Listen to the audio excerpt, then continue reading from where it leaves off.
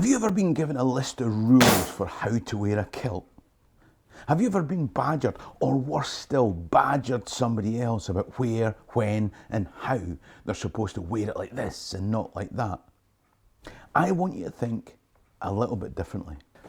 If you're interested in the people, places and events in Scottish history, then click the subscribe button at the bottom right of the screen. In the meantime, let me tell you a story. The first time we drive a car, we subject ourselves to a whole new set of rules. The first time I wore a kilt was as a 4-year-old kid dressed up for Sunday school. And no, there are no surviving photographs. But somebody else decided that I would wear it, how it should be worn, and why the occasion was appropriate.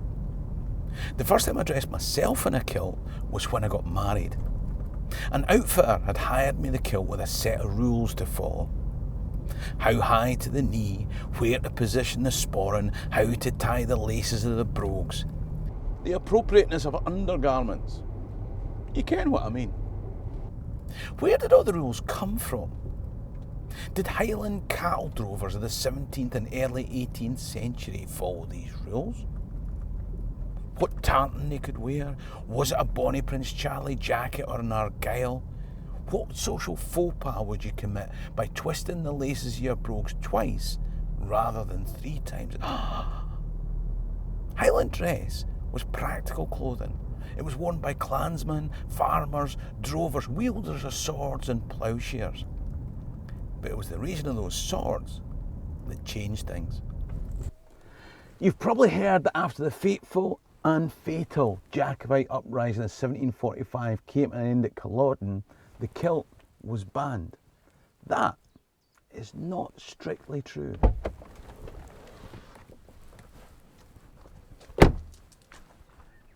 It was only banned in certain Highland counties: Dumbarton, Stirling, Perth, Kincardine, Aberdeen, Inverness, Nairn, Cromarty, Argyll, Forfar, Banff, Sutherland, Caithness, Elgin and Ross.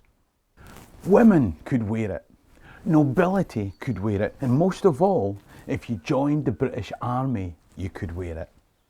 From August 1746 through to 1782, able-bodied men could only wear Highland dress if they submitted to the rigours and rules of military discipline.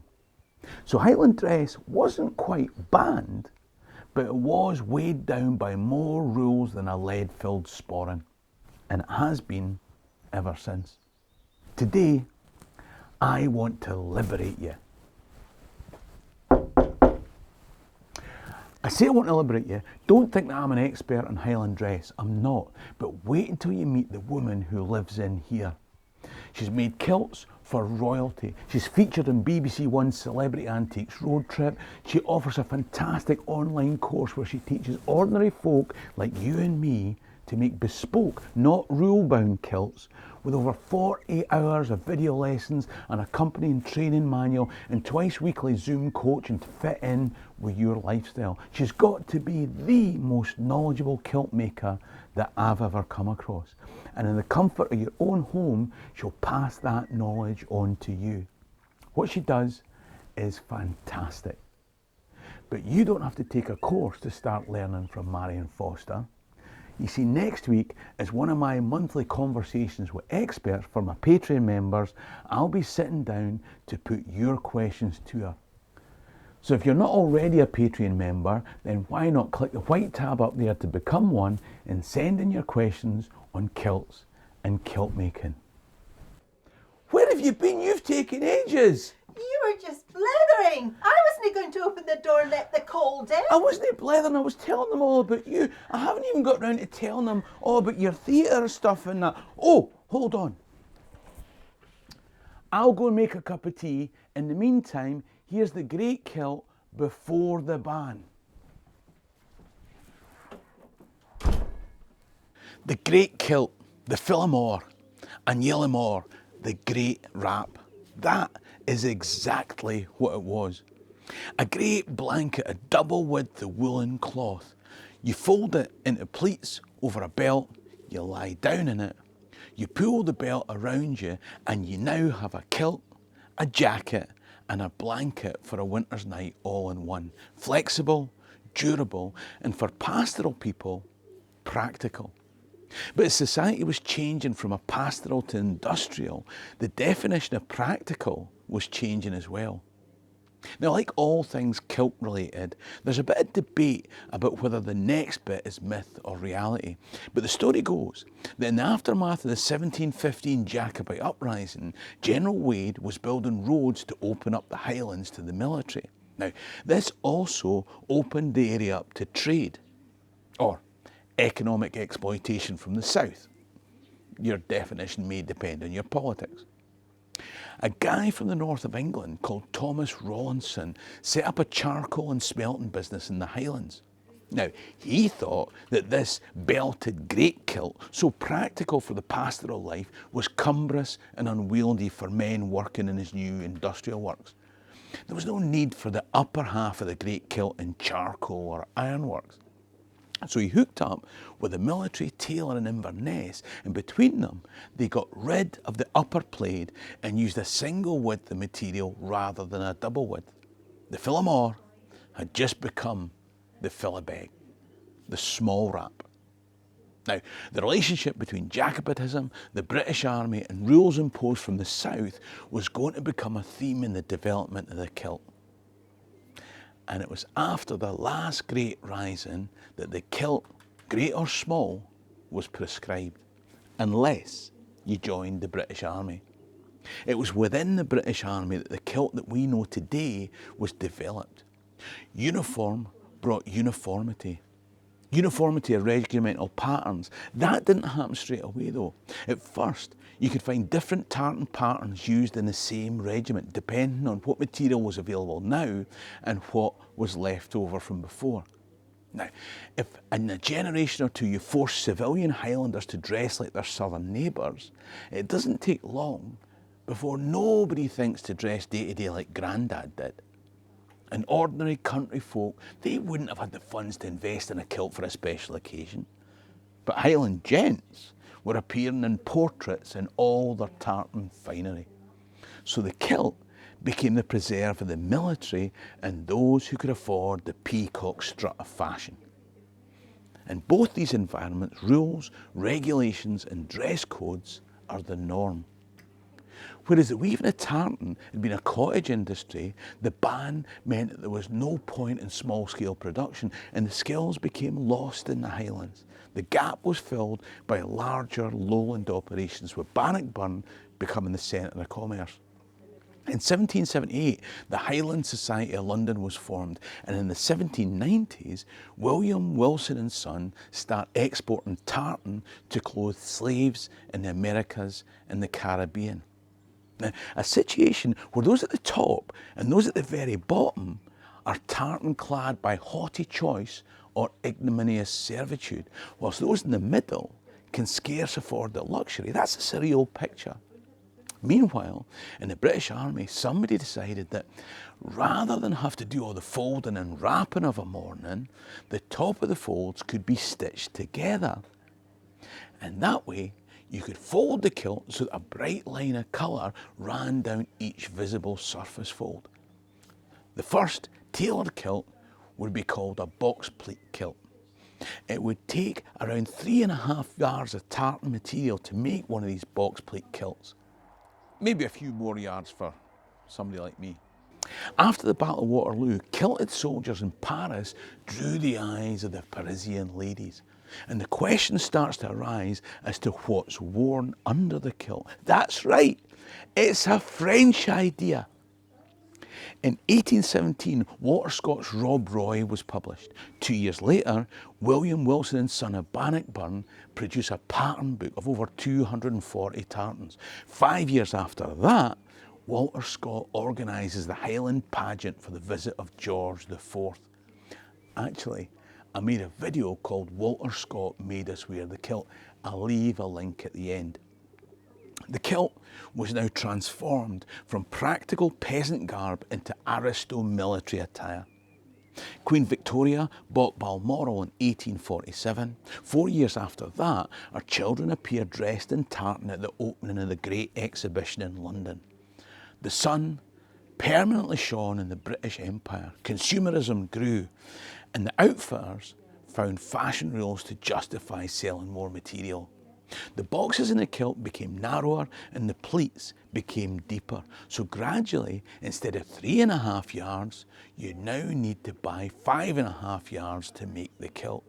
Now, if you were short of cash, then the advantage of the box kilt was that when it starts to show wear and tear in the outer material, you could have the stitching taken out and refold the box to reveal material that had been hidden inside of the pleat all along. And hey presto, you've got a new kilt, and you'll get extra years of wear of it, or pass it on to your son.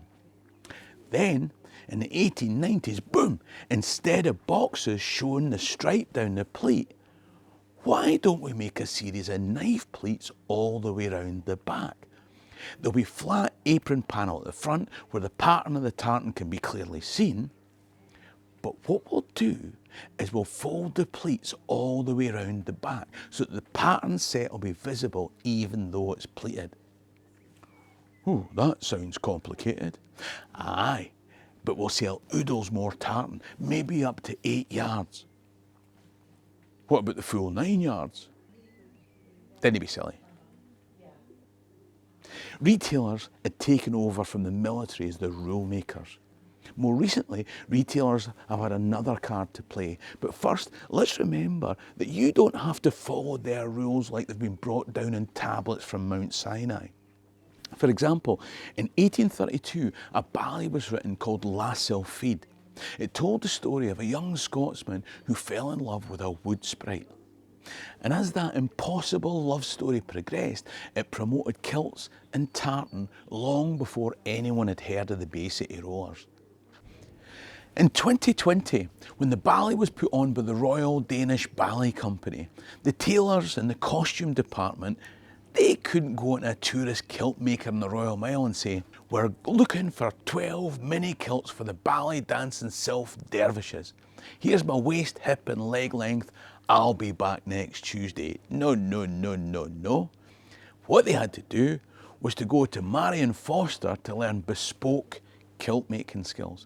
And then, when the spinning angular momentum of your mini kilt unbalances the precision pirouetting, you have to go back to Marion again so that she can calculate adjustments in the pi r squared and bring that helicopter into land. If there's one thing that I've learned through my experiences with Marion, it's this. Getting back to the roots and essence of the kilt isn't about following the rules that the so-called experts will try and impose on you, rules that a Highland drover would never have heard of. It's about looking good and feeling proud. The one rule that she is a stickler for is quality, and that brings us to the last step in the story of the kilt in the modern era. So often, with popularity comes mass production and loss of quality. You can go up and down the Royal Mile or Princess Street today and walk into stack them high, sell them cheap tartan kit shops. You can see tourists walking through the grass market, and I'm sure you have, in those horrific looking bargain basement, creased and crumpled things that look ridiculous from any direction. And you wonder, are they taking the piss?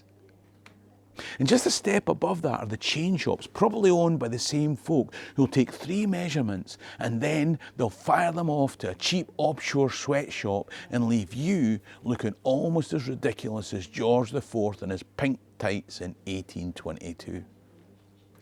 As somebody who's passionate about communicating Scottish history and culture, as somebody who's worn the kilt on and off since a wee boy at Sunday school without really thinking about the detail, what this video has taught me is the attention to detail and the passion that Marion has for passing on the knowledge of proper kilt making from the heart and soul. Now, let's be honest, we all work within a budget, and price competitive mass production outfitters serve a purpose. But it's just not the same as getting back to kilt making as something that you did with your love and care in your own home for those around about you. So the more people I can persuade to forget the pile them high, sell them cheap, rule imposing retailers and develop the knowledge of kilt making, the happier I'll be. If you want to learn the skills to make your own kilt, or Maybe make them for other people, be it for a family wedding, a Highland Games, or just to look fantastic. And you want to do it all to a higher and more bespoke standard than they do in the shops, then why not take one of Marion's courses where she'll take you step by step through the process. You just need to go to this website by clicking the white tab up there or the link in the description below. You'll know it's the Scotland History Tour page. Why? Because you'll see Marion measuring me up for a kilt. And you can find out all about our training there. Alternatively, become a Patreon member and send her your questions for our conversation on the 25th of July. Or if you'd just like to hear about how Walter Scott changed the game for kilt wearing, then click the video coming up on screen now. In the meantime, Hammy and Dochus can be Lama alive. Sherry and Rasta.